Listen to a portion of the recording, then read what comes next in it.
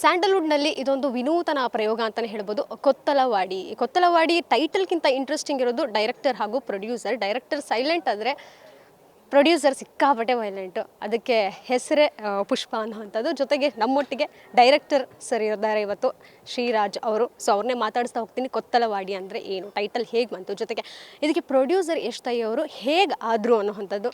ನಮಸ್ತೆ ಸರ್. ನಿಮ್ಮದು ಹೊಸ ಪ್ರಯೋಗ, ಜೊತೆಗೆ ಇಂಡಸ್ಟ್ರಿಗೆ ನೀವು ಈಗ ಪಾದಾರ್ಪಣೆ ಮಾಡ್ತಿರುವಂಥದ್ದು. ಇದರ ಹಿಂದೆ ಏನಾದರೂ ರಿಸರ್ಚ್ ಮಾಡಿದ್ರೆ, ಜೊತೆಗೆ ಇಂಡಸ್ಟ್ರಿ ಬರೋಕ್ಕೂ ಮುಂಚೆ ಏನಾದರೂ ಲೈಕ್ ಅಸಿಸ್ಟೆಂಟಾಗಿ ವರ್ಕ್ ಮಾಡಿದ್ರೆ ಹೇಗೆ ನಂಟಿದೆ ನಿಮಗೆ? ನಾನು 15 ವರ್ಷ ರವಿ ಶಿವಸ ಸರ್ ಮತ್ತು KVR ಸರ್ ಜೊತೆ ಕೆಲಸ ಮಾಡಿದ್ದೀನಿ. ಅದಾದಮೇಲೆ ನಾನು ಇಂಡಿಪೆಂಡೆಂಟ್ ರೈಟರಾಗಿ ಒಂದಷ್ಟು ಸಿನಿಮಾಗಳಿಗೆ ಡೈಲಾಗ್ಸು ಮತ್ತು ಸ್ಕ್ರೀನ್ ಪ್ಲೇ ಬರ್ಕೊಟ್ಟಿದ್ದೀನಿ. ಅದಾದಮೇಲೆ ಅಮ್ಮವ್ರ ಪರಿಚಯ ಆಗಿ ಸಿನಿಮಾ ಆಗಿದೆ. ಸೊ 15 ವರ್ಷಗಳು ಬೇಕಾಯ್ತಾ ನಿಮಗೆ ಈಗ ಗುರುತಿಸ್ಕೊಂಡು ಲೈಕ್ ಕೊತ್ತಲವಾಡಿ ಅನ್ನೋಂಥ ಒಂದು ಸಿನಿಮಾ ಡೈರೆಕ್ಷನ್ ಮಾಡೋಕ್ಕೆ? ಖಂಡಿತವಾಗ್ಲೂ ಬೇಕು ಮೇಡಮ್. ಅಂದರೆ ಪ್ರೊಡ್ಯೂಸರ್ಸ್ ಕಡಿಮೆ ಇದ್ದಾರೆ ಇಂಡಸ್ಟ್ರೀಲಿ.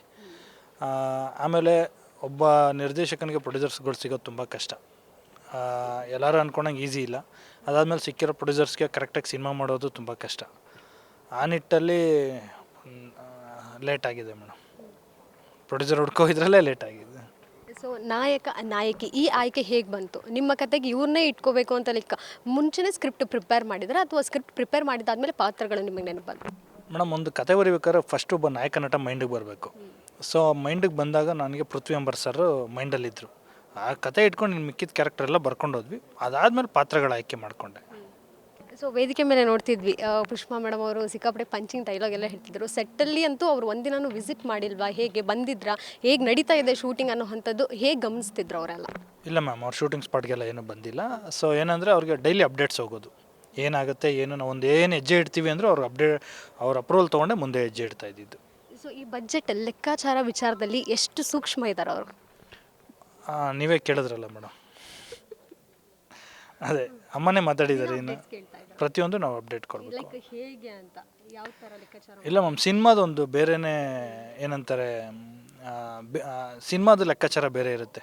ಅದನ್ನು ನಿಮಗೆ ಇವಾಗ ₹1 ಖರ್ಚು ಮಾಡಿ ₹1 ಮಾಡಿದ್ವಿ ಅಂತ ಹೇಳಕ್ಕೆ ಒಂದು ದಿನ ಕೂತ್ಕೊಂಡು ಎಲ್ಲನೂ ನೀಟಾಗಿ ಇದಕ್ಕಾಗುತ್ತೆ. ನಾಳೆ ಅಂದರೆ ಈಗ ನೆಕ್ಸ್ಟ್ ವೀಕ್ ನಾನು ಶೂಟ್ಗೆ ಹೋಗ್ತೀನಿ ಅಂದರೆ ಏನೇನು ಆಗುತ್ತೆ ಅಂತ ನಾನು ಅದು ಲೆಕ್ಕಾಚಾರ ಕೊಡಲೇಬೇಕು. ಆ ಥರ ನಿಟ್ಟೆಲ್ಲ ಪ್ಲಾನ್ ಮಾಡ್ಕೊಂಡೆ ಹೋಗ್ತಾ ಇದ್ವಿ ಮ್ಯಾಮ್. ಸೊ ಈ ಸಂಭಾವನೆ ವಿಚಾರದಲ್ಲೂ ಏನಾದರೂ ಅದನ್ನು ಲೆಕ್ಕಕ್ಕೆ ಇಟ್ಕೊಂಡು ಬಜೆಟಲ್ಲಿ ಇದು ಮಾಡಿದ್ರೆ ಹೇಗೆ ಅಂತ? ಮೇಡಮ್, ಅದೆಲ್ಲ ಈಗೇನು ಮಾತಾಡೋದು ಬೇಡ, ಥ್ಯಾಂಕ್ ಯು. ಓಕೆ.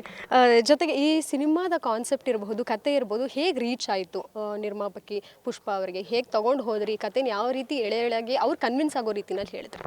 ಅಂದರೆ ಕತೆ ನೈಜತೆ ಇರೋದ್ರಿಂದ ಅಮ್ಮ ನೈಜವಾಗಿ ಕೆಲವೊಂದನ್ನು ನೋಡಿರ್ತಾರೆ, ಕೇಳಿರ್ತಾರೆ. ಅವ್ರ ಎಕ್ಸ್ಪೀರಿಯೆನ್ಸಲ್ಲಿ ನಾವೇನೂ ಇಲ್ಲ. ನೀವು ಅವರು ಕತೆ ಆಯ್ಕೆ ಅವರು ತುಂಬ ನಾಲೆಡ್ಜ್ ಇದೆ. ಸೊ ಅವ್ರ ಕತೆ ಹೇಳಿದಾಗ ಅದೇ ಹೇಳಿದ್ನಲ್ಲ, 2 ಕತೆ ರಿಜೆಕ್ಟ್ ಮಾಡಿದ್ರು, 3ನೇ ಕತೆನೇ ಓಕೆ ಮಾಡಿದ್ದವರು.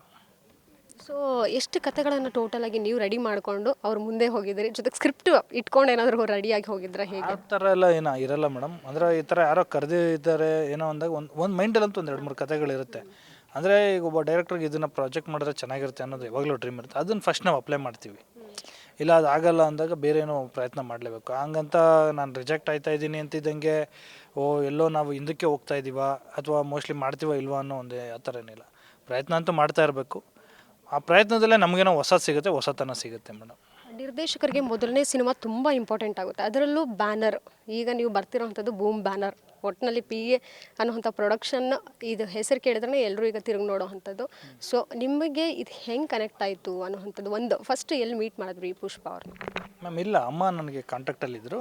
ಒಂದಿನ ಫೋನ್ ಮಾಡಿ ಕರೆದ್ರು ಮ್ಯಾಮ್, ಸಿನಿಮಾ ಬಾಪ ಯಾವ್ದಾದ್ರು ಕತೆ ಇದ್ರೆ ಹೇಳು ಅಂತ. ಹಂಗೆ ಆ ಥರನೇ ಆಗಿದ್ದು. ಅಂದರೆ ನಾವೇನು ಪರ್ಟಿಕ್ಯುಲರಾಗಿ ಅಮ್ಮ ಪ್ರೊಡಕ್ಷನ್ ಮಾಡಿ ಅಥವಾ ಅಮ್ಮ ಈ ಥರ ಮಾಡಿ ನಾನು ನೀನು ಡೈರೆಕ್ಷನ್ ಆ ಥರ ಎಲ್ಲ ಏನೂ ಇರಲ್ಲ ಮ್ಯಾಮ್. ಸೊ ನಮ್ಮ ಕೆಲಸ ಅವರು ಗಮನಿಸಿರ್ತಾರೆ. ಸೊ ಆ ನಿಟ್ಟಲ್ಲೇ ನನಗೆ ಅವಕಾಶ ಕೊಟ್ಟಿದ್ದಾರೆ. ಸೊ ಮುಂದಿನ ದಿನಗಳಲ್ಲಿ ಯಾವ ರೀತಿ ಎಕ್ಸ್ಪೆಕ್ಟ್ ಮಾಡ್ಬೋದು ನಿಮ್ಮ ಸಿನಿಮಾ ಅಪ್ಡೇಟ್ಸ್ನ? ನಾವು ಏನಾದರೂ ಲೈಕ್ ಮಾರ್ಕೆಟಿಂಗ್ ಸ್ಟ್ರಾಟಜಿ ಮಾಡೋದ್ರಲ್ಲಿ ಎತ್ತಿದ ಕೈಯ ಪುಷ್ಪ ಅವರು? ಆ ಥರ ಏನಿಲ್ಲ ಮ್ಯಾಮ್. ನಮಗೆ ಸಿನಿಮಾ ಮಾತಾಡ್ಬೇಕು ಯಾವಾಗಲೂ. ವ್ಯಕ್ತಿಗಳು ಮಾತಾಡಿದ್ರೆ ಏನೂ ಪ್ರಯೋಜನ ಇಲ್ಲ. ಇವಾಗ ನಾನು ನೀವು ಏನೇ ಹೇಳಿದ್ರು ಆಡಿಯನ್ಸು ಬುದ್ಧಿವಂತರಿದ್ದಾರೆ, ನೋಡ್ತಾರೆ. ಥಿಯೇಟ್ರಿಗೆ ಬಂದರೆ 100% ಅವರು ಇಷ್ಟ ಆಗೋ ಥರನೇ ನಾವು ಸಿನಿಮಾ ಮಾಡಬೇಕು. ಆ ನಿಟ್ಟಲ್ಲೇ ಕೆಲಸ ಮಾಡಿದ್ದೀವಿ ಮೇಡಮ್. ಈಗ ಟೀಸರ್ನಲ್ಲಿ ಮೊದಲ ಫಸ್ಟ್ 5 ಸೆಕೆಂಡ್ಸ್ ಮಾತ್ರ ಒಂದು ಡೈಲಾಗ್ ಬಂತು. ಅದಾದಮೇಲೆ ಮ್ಯೂಸಿಕ್ ಇತ್ತು, ಸೀನ್ಗಳನ್ನು ನೀವು ತೋರಿಸ್ತಾ ಹೋದ್ರಿ, ಒಂದು ಡೈಲಾಗ್ ಕೂಡ ಇರಲಿಲ್ಲ. ಅಂದರೆ ಸಿನಿಮಾ ಮಾತಾಡಬೇಕು ಅನ್ನೋ ರೀತಿನ ಹೇಗೆ? ಆಬ್ವಿಯಸ್ಲಿ ಮೇಡಮ್, ಹೌದು. ಅಂದರೆ ಇವಾಗ ಏನಾಗುತ್ತೆ, ನಿಮಗೆ ಅದು ರೆಗ್ಯುಲರ್ ಪ್ಯಾಟ್ರನ್ ಆಗುತ್ತೆ. ಸಿನಿಮಾನ ಡೈಲಾಗ್ಸ್ ಹಾಕೋದು ಅದು ಇದು ಮುಂದೆ ನಿಮ್ಗೆ ಟೀಸರಲ್ಲಿ ಅದೆಲ್ಲ ಬರುತ್ತೆ. ನಿಮಗೆ ವಿಜುವಲ್ ಕ್ವಾಲಿಟಿ ಪ್ಲಸ್ ಕಂಟೆಂಟ್ ಏನಿದೆ ಅನ್ನೋದು ಒಂದು ರೀಚ್ ಮಾಡಬೇಕಿತ್ತು, ಅದೇ ನನ್ನ ಥಾಟ್ ಆಗಿತ್ತು. ಸರ್ ಯಾವ್ಯಾವ ಲೊಕೇಶನಲ್ಲಿ ಮಾಡಿದ್ರಿ, ಜೊತೆಗೆ VFX ಅನ್ನೋವಂಥದ್ದು ಎಷ್ಟು ಬಳಸಿದ್ದೀರಾ? ಮೇಡಮ್ ಎಲ್ಲ ರಿಯಲ್ ಲೊಕೇಶನ್ಸೇ. ನಾವು VFX ಕಡಿಮೆ ಮೇಡಮ್. ಸೊ ಹಂಗಾಗಿ ಎಲ್ಲೂ ನಾವು ಇದು ಮಾಡಿಲ್ಲ ಮೇಡಮ್, ಎಲ್ಲ ರಿಯಲ್ ಲೊಕೇಶನ್ಸ್. VFX ಎಲ್ಲ ಏನು ಯೂಸ್ ಮಾಡಿಲ್ಲ. ನೀವು ನಿರ್ದೇಶಕರಾಗಿ ನಿಮಗೆ ಯಾವ ನಿರ್ದೇಶಕರು ಬಹಳ ಇಷ್ಟ ಆಗ್ತಾರೆ? ಅವರು ಮಾಡುವಂತಹ ಕತೆ ಇರಬಹುದು, ಯಾವ ಸಿನಿಮಾ ನಿಮಗೆ ತುಂಬ ಇಷ್ಟ, ಇನ್ಸ್ಪೈರ್ ಆಗಿರೋದು? ಮೇಡಮ್ ಕನ್ನಡದಲ್ಲೇ ಸುಮಾರು ಹಿರಿಯ ಡೈರೆಕ್ಟರ್ಸ್ ಎಲ್ಲ ಇದ್ದಾರೆ. ಸೊ ಅವ್ರುಗಳ್ನ ನೋಡಿಕೊಂಡೇ ಬಂದಿರೋದು. ಆಬ್ವಿಯಸ್ಲಿ ನಾನು ಕೆಲಸ ಮಾಡಿರೋ ನನ್ನ ಗುರುಗಳೇ ಇಷ್ಟ ಆಗಿರ್ತಾರೆ, KV ರಾಜು ಸರ್ ಇಷ್ಟ ಆಗೇ ಆಯ್ತಾರೆ ಮೇಡಮ್. ಅಷ್ಟೇ ಮೇಡಮ್. ಸೊ ಮುಂದಿನ ದಿನಗಳಲ್ಲಿ ನಿಮ್ಮನ್ನು ಯಾವ ರೀತಿ ನೀವು ನೋಡ್ಕೊಳ್ತಿದ್ದೀರಾ? ಏನಾದರೂ ಈ ಗೋಲ್ ಇಟ್ಕೊಂಡಿರ್ತಾರಲ್ವ, ಹೀಗೆ ನಾನು ಆಗಬೇಕು, ಇಷ್ಟು ವರ್ಷದಲ್ಲಿ ಇಷ್ಟು ಸಿನಿಮಾನ ಕೊಡಬೇಕು ಅಂತ. ಸೊ ನೀವು ಹೇಗೆ? ಇಲ್ಲ ಮೇಡಮ್, ಆ ಥರ ಎಲ್ಲ ಏನಿಲ್ಲ. ಬಂದಿರೋ ಪ್ರೊಡಕ್ಷನ್ ಹೌಸ್ಗೆ ನೀಟಾಗಿ ಒಳ್ಳೆ ಸಿನಿಮಾ ಮಾಡಬೇಕು, ಅದೊಂದೇ ತಾಟು ನಂದು. ಅದು ಬಿಟ್ಟರೆ ಬೇರೆ ಏನಿಲ್ಲ. ಒಂದು ಸಿನಿಮಾದಲ್ಲಿ ಹೀರೋಯಿನ್ಗೆ ಎಷ್ಟು ಇಂಪಾರ್ಟೆನ್ಸ್ ಇದೆ ಅನ್ನೋವಂಥದ್ದು ಕ್ವಶನ್ ಮಾರ್ಕ್ ಆಗುತ್ತೆ. ನಿಮ್ಮ ಸಿನಿಮಾದಲ್ಲಿ ಕಾವ್ಯಶೈವ ಅವರಿಗೆ ಎಷ್ಟು ಇಂಪಾರ್ಟೆನ್ಸ್ ಇದೆ, ಪ್ರಾಮುಖ್ಯತೆ ಎಷ್ಟಿದೆ? ಮೇಡಮ್ ಅಂದರೆ ನಿಮ್ಗೆ ಹೆಂಗೆ ಹೇಳಲಿ, ಒಂದು ಸಿನಿಮಾ ಅಂದಾಗ ಹೀರೋಯಿನ್ ಪಾತ್ರಗಳು ಓದ ಪುಟ್ಟ ಬಂದ ಪುಟ್ಟ ಥರ ಇರುತ್ತೆ ಕೆಲವೊಂದು ಸಿನಿಮಾಗಳಲ್ಲಿ. ಅದೇನು ಇದು ನಾನು ಬ್ಲೇಮ್ ಮಾಡ್ತಾಯಿಲ್ಲ. ಬಟ್ ನಾನು ಬರೆಯೋ ಕಥೆಯಲ್ಲಿ ಪ್ರತಿ ಪಾತ್ರಕ್ಕೂ ಜೀವ ಇರುತ್ತೆ ಮೇಡಮ್. ನಾನು ಯಾವ ಕ್ಯಾರೆಕ್ಟ್ರ್ ಬರ್ಕೋತೀನೋ ಆ ಪಾತ್ರಕ್ಕೆ ಜೀವ ಇದ್ದೇ ಇರುತ್ತೆ. ಅಂದರೆ ಅಪ್ ಟು ಫಸ್ಟಿಂದ ಎಂಡ್ವರೆಗೂ ಆ ಪಾತ್ರಗಳು ಕ್ಯಾರಿ ಮಾಡ್ತಿರ್ತೀನಿ ನಾನು. ಈಗ ಸರ್ ದೊಡ್ಡ ಬ್ಯಾನರ್ ಅಂತ ಹೇಳಿದ ತಕ್ಷಣ ಸಹಜವಾಗಿ ಒಂದು ಪ್ರಶ್ನೆ ಬರುತ್ತೆ, ಪರಭಾಷೆಯಿಂದ ನಟ ನಟಿಯರನ್ನು ಕರ್ಕೊಂಡು ಬಂದು ಸಿನಿಮಾ ಮಾಡಿಸ್ತಿದ್ದಾರೆ, ಏನಾದರೂ ಕ್ಯಾಮಿಯೋ ರೋಲಲ್ಲಿ ಇದ್ದಾರಾ? ರಿವೀಲ್ ಮಾಡ್ತಿಲ್ವಾ? ಹೇಗೆ ಮುಂದಿನ ದಿನಗಳಲ್ಲಿ ರಿವೀಲ್ ಮಾಡ್ತೀರಾ? ಇಲ್ಲ ಮೇಡಮ್, ನಮ್ಮದು ಕನ್ನಡನೇ ಫಸ್ಟ್ ಆಪ್ಷನು ಮೇಡಮ್. ನಮ್ಮಲ್ಲಿರೋ ದೈತ್ಯ ಪ್ರತಿಭೆಗಳಿದ್ದಾರೆ, ಅವ್ರುಗಳ್ನ ನಾವು ಅವ್ರ ಜೊತೆ ಕೆಲಸ ಮಾಡಿದ್ರೆ ನಮ್ಮ ಅದೃಷ್ಟ ಅನ್ಕೋಬೋದು. ಇಲ್ಲ ಮ್ಯಾಮ್, ಸದ್ಯಕ್ಕೆ ನಾವು ಕನ್ನಡನೇ ಅನ್ಕೊಂಡ್ರು. ಕನ್ನಡನೇ, ಹೌದು. Okay, thank you so much sir. ಇದಿಷ್ಟು ನಿರ್ದೇಶಕ ಶ್ರೀರಾಜ್ ಅವರ ಮಾತಾಗಿದ್ದು. ಕ್ಯಾಮ್ರಾ ಪರ್ಸನ್ ಅಜಯ್ ಜೊತೆಗೆ ಕೀರ್ತಿ ಪಾಟೀಲ್, ಗ್ಯಾಂಚ್ ನ್ಯೂಸ್, ಬೆಂಗಳೂರು.